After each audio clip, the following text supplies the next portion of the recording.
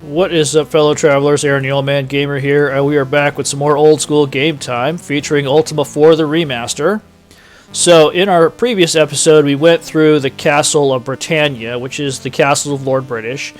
We went around, talked to everybody we could talk to. There's a couple of folks we're probably going to have to return to, but we've pretty much gone through all of their conversations. So, we're going to go here into Jhelom. So Jhelom is a city that we've explored before, but there were some areas that we couldn't get to because we didn't have keys. So we've gotten some keys now. So hopefully we'll be able to open all of the doors we need to open. So we're going to go in, enter Jhelom here.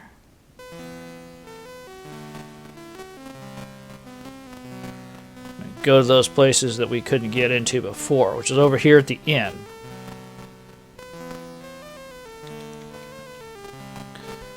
So, there's this door right here, which is the one behind the housekeeper. So we couldn't open this before, right? So we could shimmy the lock over there. Okay, and as you can see, there is a secret door right here. Let's talk to this guy first, though. See what he has to say. A mysterious warrior. Oh, he's mysterious.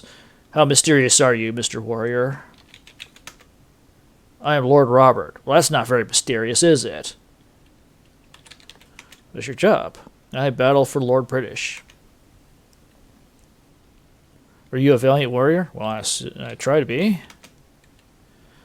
You know, thou dost deserve the rune. Ask Nostro. So ask Nostro about the rune. Okay. Okay. Mantra. Alright. Okay. So he tells you to ask Nostro about the rune. Well, we're going to go this way. So there's some chests down here and another secret door.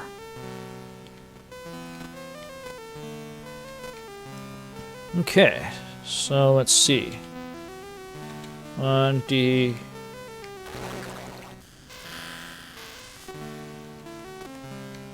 There's somebody here.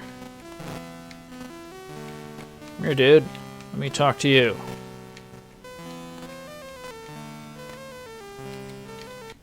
Okay, here we go. You meet a beautiful mage. I am Sonora. Hello, Sonora. What do you do? I am locked up in this tower. I am punished for my crimes. What is your crimes? Does not matter, I can help thee. Dost thou have a ship? Yes, I do. Then thou dost need a sextant. Ask the barkeep, for he knows more. Well, I already have a sextant, so... Okay, let's see. Okay, let's try searching around here. Okay. Do I have any? I don't have any more dispels. So let's mix some reagents. Or dispel. Do I have enough? So I need dispel black pearl. So F, sulfurous ash, and what was this? Garlic.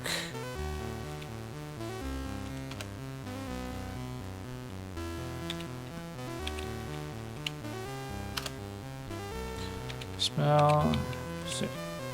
Okay. Cast 1D distraction. Let's go this way. That's any secret doors? No.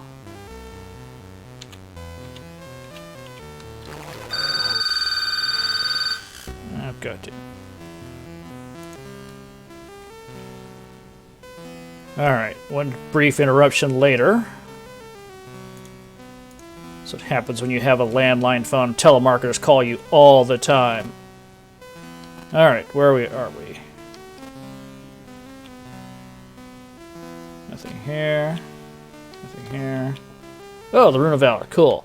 I had a feeling it was in one of these areas. Because otherwise, why would they have these things blocked off by these fields that you couldn't pass? Alright. So now we've done that.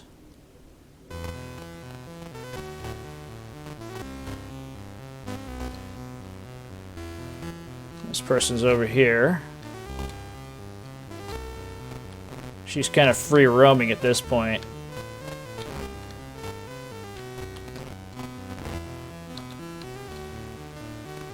Okay, let's go down this way and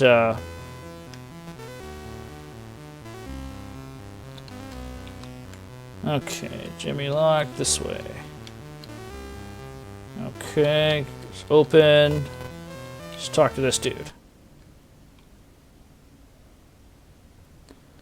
Hey, it's Geoffrey. You mean a 6'5" great warrior. Boy, talk about trying to get this guy over as a beast. I am Geoffrey. What is your job, Geoffrey?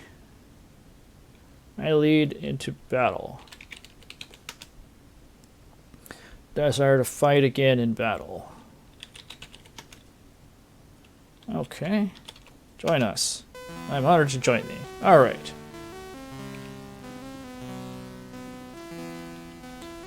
So now we have 3 people in our party, so we're going to have to start farming up some money to get this dude a magic axe, because I believe he only has a sword. Come on, housekeeper.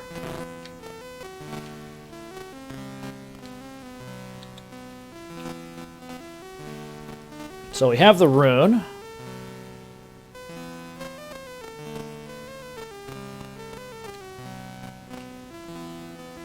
We already have the mantra for valor. So what we need to do now is go off to another town. There's another area that had a magic field that we needed to dispel. I believe that was you. So we've done all we need to do in Jhelom at the moment. So I'm gonna go into pause mode here, wait for the moon gate to show up. So we're doing a bunch of clerical stuff, really. You're mopping up some details. Let's see where this takes us. This is Sakara Bray. We don't need to be in Sakara Bray, though we could pick up Shamino, or Shamino, depending on how you pronounce his name. I always pronounced it Shamino, but I believe the correct pronunciation is Shamino, but it sounds kind of stupid, so I will call him Shamino. I do what I want. This is my channel. Okay, so we're going to be waiting for the moon gate here again. We're going to try to get to you. See, we could recruit another player in you. We could get Jana the Druid. She's a spellcaster, and that's kind of nice to have, but at the same time, spellcasters are really kind of limited in what they can do.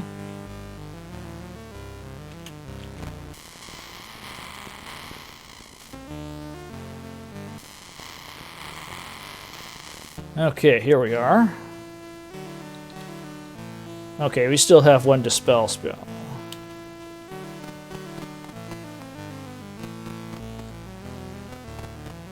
Okay, here we are. So I think the next person we want to recruit is we'll probably want to go with Iolo or Iolo or however you pronounce his name. I always used to pronounce it Iolo, but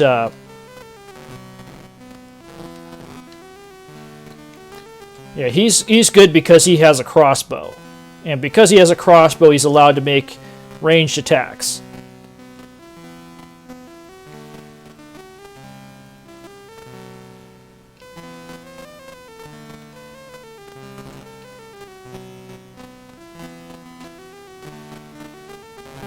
Let's see.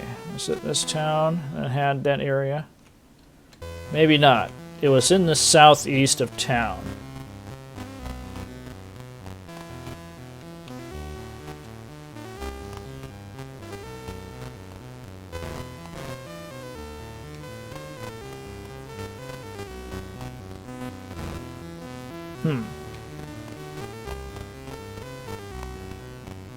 Maybe it was Trinsic. It's one of these places that...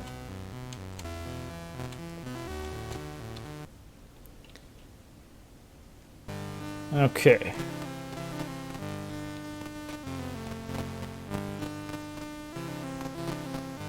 Okay, so we're going to sit here and we're going to get over to Trinsic. This is going to be a lot less boring once we get the gate travel spell. So we need to find the guy that knows the spell. So I believe gate travel is the most costly spell to cast in the game because it requires just about every piece of reagent that you have. So view and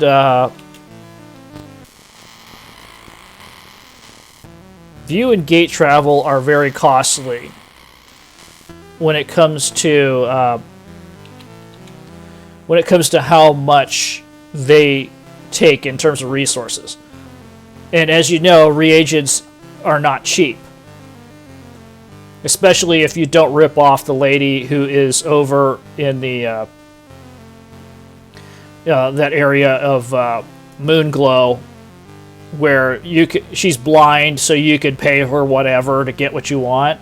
So you always either want to pay her exactly the amount that you owe her, or a little bit more, to keep your honesty up. Because if you cheat her, you're gonna get hit with that thing and lose status for your avatar hood.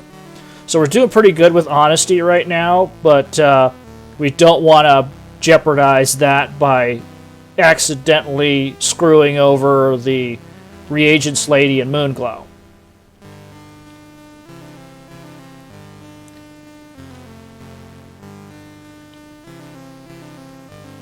I don't think I'm standing on top of the portal. Oh, there we are.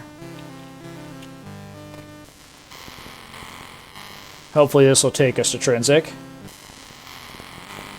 No, it just took us back over here. But yeah, once we get the gate travel spell, we can travel to any Moongate location at will. So you'll basically cast the spell, and it'll ask us which phase of the moon we want to go to. We choose the one we want to, and then boom, we're at that location.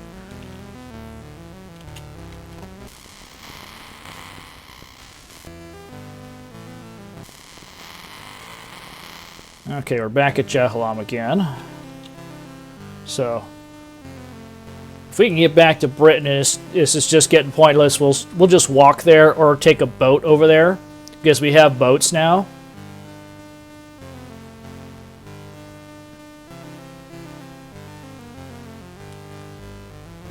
Yeah, I'm aware this is the most exciting content on the internet right now, but unfortunately there's a lot of waiting in these games.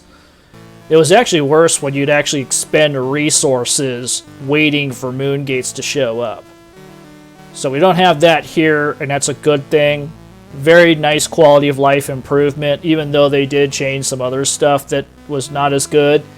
But the ability to just sit here in pause mode and not consume food and other stuff, it helps a lot. So once we get over to Trinsic, or if we get to Britain, we'll just boat it down there. We'll go look for that area where the corner of the town is blocked off by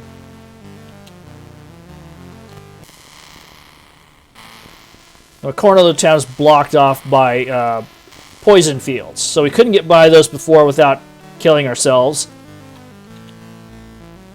Okay, we are at Magencia. So we got the coordinates for this place at Castle Britannia, but we're not really in dire need of boating our way over here.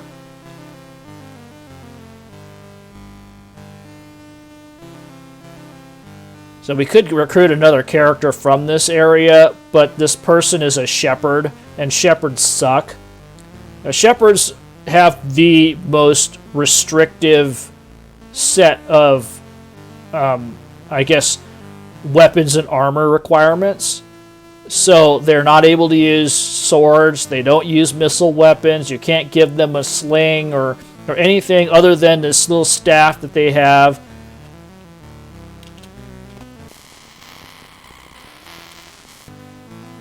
Let's see where this takes us. Now we're back at Sakara Bray. Should have waited a little bit longer. Yeah, they are not able to use anything other than a staff or the mystic weapons. So anybody can use mystic weapons and wear mystic armor. However, a shepherd can only use a staff and wear cloth armor. So you're not going to do very well as a shepherd if you're accidentally chose that as a character class. And you can't actually do that in this game. So when you're doing the tarot scene where the gypsy gives you the choices, if you select B for everything, so you take the second option every time, you will be a shepherd. And based on that, you will have a far harder time in this game than you need to, because you don't have the ability to cast spells, you don't have the ability to use weapons. What you're really going around doing is getting beefier guys to come around and help you do the fighting. So, you know, it's like if you go play Dark Souls and you choose the deprived class, that's basically the same thing, where you start off as nothing, and you're intentionally making the game harder than you need to make it. I think this will take me back to Britain. If it does, nope. Alright. I see we're going to be hanging out talking for a little while. But yeah, it's you know, Shepherd is super hard mode in Ultima. So Wizard is not super easy mode because you're restricted on the kinds of items that you could use, but you have the ability to cast spells. And because you have the ability to cast spells and you have the most MPs out of the entire spellcasting class, you're able to use the big stuff like Tremor or Gate Travel or any of the big beefy spells. However, you can't use like swords, you can't use bows. You have to wait until you get to the point where you're able to use the magic wand. I was hoping this would take me back to Britain, but it's not, apparently. But yeah, you can't use bows, you can't use slings, you can't use swords. You can use a staff, but you can cast spells, and once you get the magic wand, then you can use that. So, the magic wand, just FYI, very expensive piece of equipment. It's 5,000 gold pieces. It's probably the most pricey piece of equipment in this game that you'll ever want to consider buying. So all the other pricey items, you sit there and go, I don't know, maybe not. It's magic swords, you know, magic crossbows, stuff like that.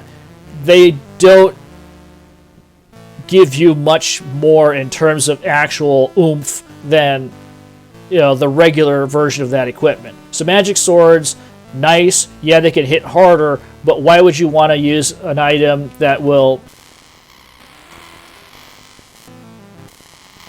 Okay, we're right near Trinsic now. Cool. But yeah, anyway, back on my train of thought. So, those items, like a magic sword, it gives you a bigger, you know, bigger punch when you hit something, but it's not ranged. And when you're fighting monsters, ranged weapons are much better because you're not going to get XPs unless you kill the monster. And if you're not killing the monster and it's running away, you're not going to be able to do anything with it with the magic swords. Because the magic swords can only hit stuff that's adjacent to you. So as soon as they move one square away, you would have to follow it. And unless they stop and try to attack you or throw something at you or whatever, you're not going to close that gap. Because if they're running away and you're running after them and they don't stop, that thing's going off the screen and you're never going to be able to hit it. So don't waste your time once it starts running away if you don't have a ranged weapon. So, if at all possible, ranged weapons are king. Now, save up money and get ranged weapons. Anyway, so now that we've done that, let's go see...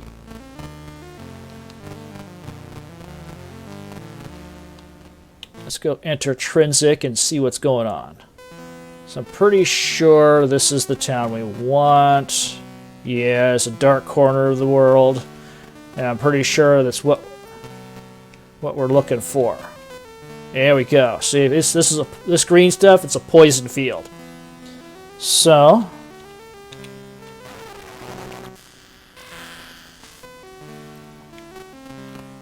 let's talk to this person right here. I am Virgil. Okay, Virgil. You know about Nightshade. I know that. So we have our handy-dandy Ultima IV notepad right here, and it says from previous conversations that Virgil knows about Nightshade. Create magical fields. Fields. Poison is my favorite. Yeah, I could tell. Is it thine? No. Well, I don't care. Yeah, well, you know what? Tell me where Nightshade is. Nightshade may be found only near latitude JFCO on the darkest of nights. So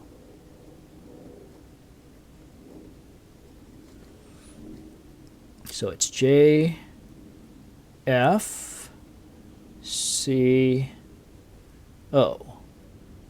on the darkest of nights. So no moons.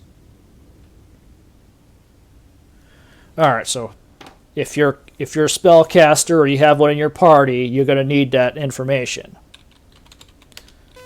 Okay, so let's search for this. The Rune of Honor. Cool. So one of the things that I had a misconception of when I played your game originally on the Commodore 64 was that they said that the Rune of Honor is in the corner of the town. And, well, guess who's hanging out in the corner of the town? Is this guy. So you don't want to kill the guy, because that will screw your honor and it will screw your a couple other virtues, I think, as well. So we now have the Rune of Honor. So we could go to the shrine and pray. So let's travel. There's a headless right here.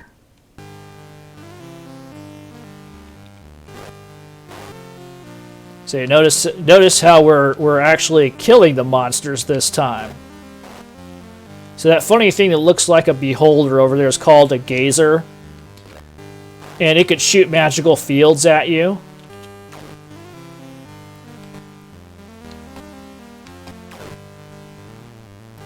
So those are sleep fields that's shooting at you right now. So if you get hit by it, it will put you to sleep, and you'll basically be, sitting there, napping in the middle of the battlefield.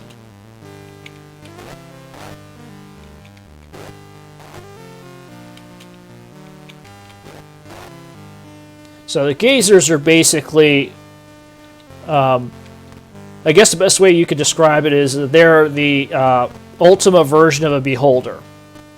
And because beholders are a monster that are, they're unique to D&D. So because they're unique to D&D, in the sense that D&D owns the copyrights to their name. Yeah, and I think that you can use the image as long as you alter it a little bit.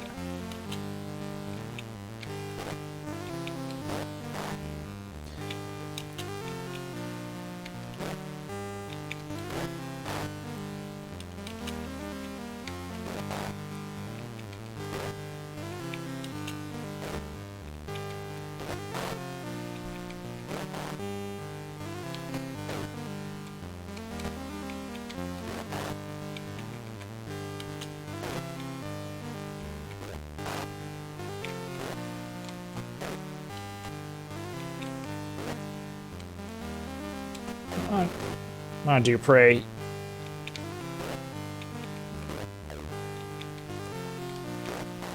Okay. Got it. Alright, anyway.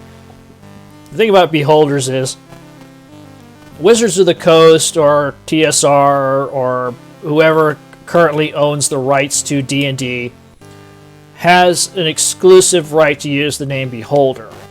So you can't use it unless you're, officially a D&D licensed carrier. So back in the day, like say SSI, when they were making the gold box games, had an official license to use D&D product. So they could make a game and stick a Beholder in there. But all these D&D-like games, so Ultima, Questron, all these other types, had monsters that were similar to Beholders because, face it, Beholders were cool, but they weren't allowed to call them Beholders. Because if they did, they would get sued. And one of the cardinal rules about business is you don't want to get sued because getting sued is bad.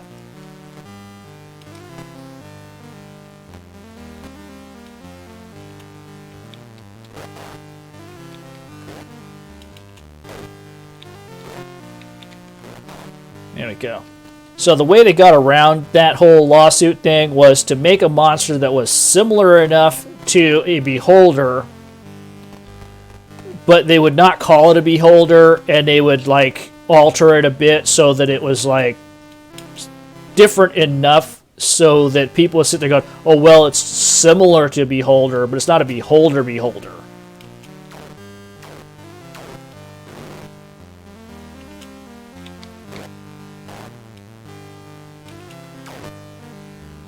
See, a lot of the monsters, like these Ettins, for example, now you could get away with having Ettins in your game because Ettins were a mythological monster. But a Beholder was created entirely by the people who made D&D.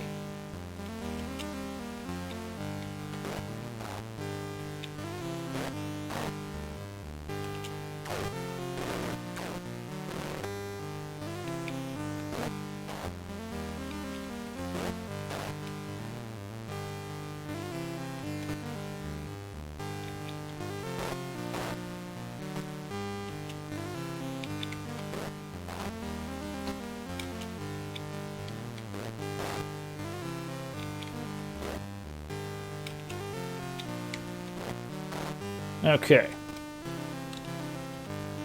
Yeah, sometimes these combats take a little concentration. Now that I have 3 people in my party instead of 2, this is throwing off my combat dynamic a little bit. So notice we're getting attacked by some beefier monsters now. So these Ettins are pretty beefy. They suck up a lot of damage, and they can throw stuff at you. And over here we also have the first appearance of a Balron. Now Balrons are no joke. In any game they've ever been in, they've been the most dangerous monster in the game. So if you're a D&D player, imagine a pit fiend or a greater demon.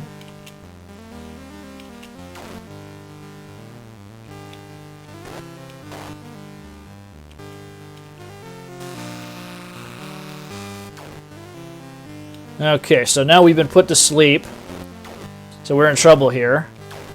Or at least Geoffrey is. He's got the lowest hit points.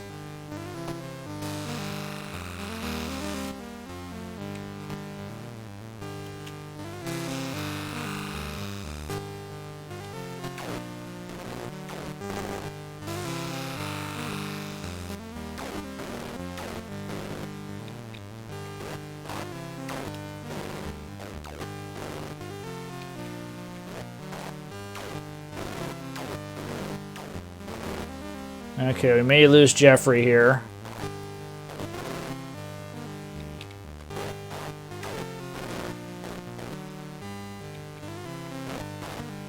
Balron's fleeing.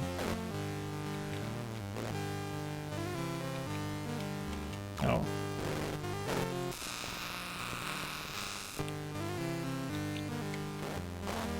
Okay, we got rid of the Balron. So now...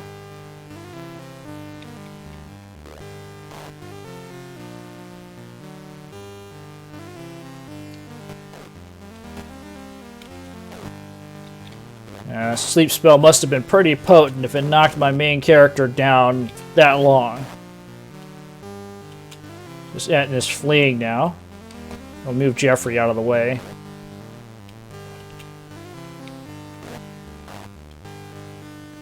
Okay. Okay, acid trap. So we're going to hole up in camp here and restore some of our hit points. And the other thing to do is if you have a character who's asleep, the best thing to do is hole up in camp immediately so that you don't get the...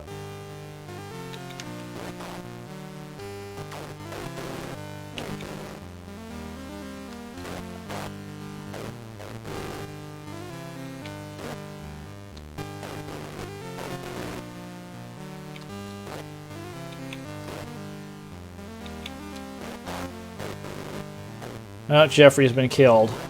Kind of what I was afraid of. So what happens when you have like really low-level characters?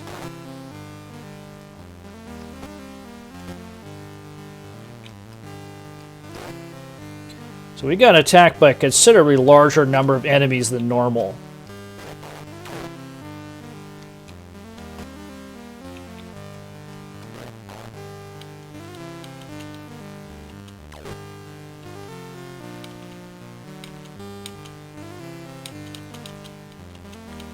Come here, buddy. Okay. Alright. That Balron really did a number on us. So we're going to try to get back to... the Castle Lord British. Okay, this is pause.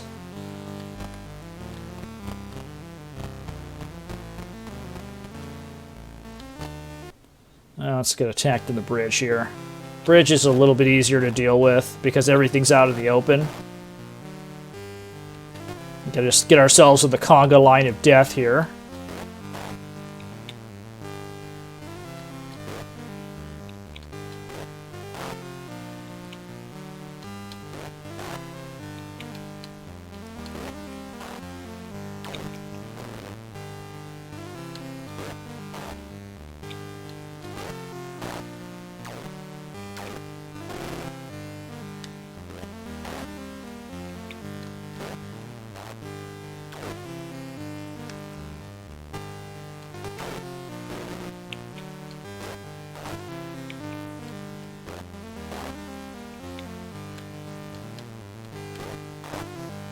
Okay.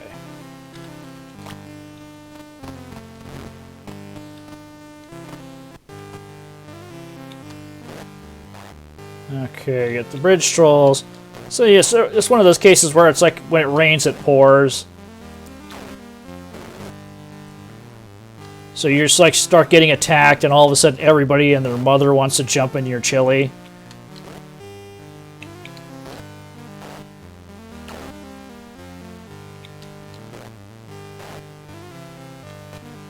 It's like, I know this extra beefy chili is really, really good, but y'all don't need to jump in it right now.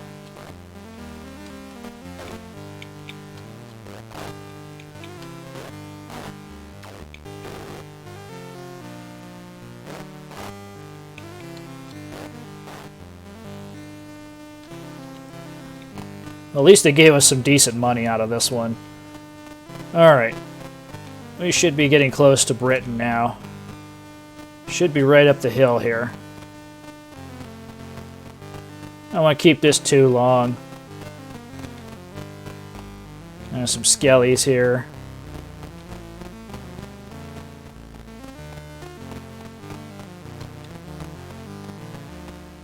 Here we are. We're right near Britain now. So we'll just get back to Britain and then we'll end the episode here. Now hopefully that stupid phone call didn't ruin too much. For those wondering, yes, I still do have a landline phone. It helps out a lot because we occasionally have power outages in this area. And so if the electricity goes down, we can still call people because that tends to work.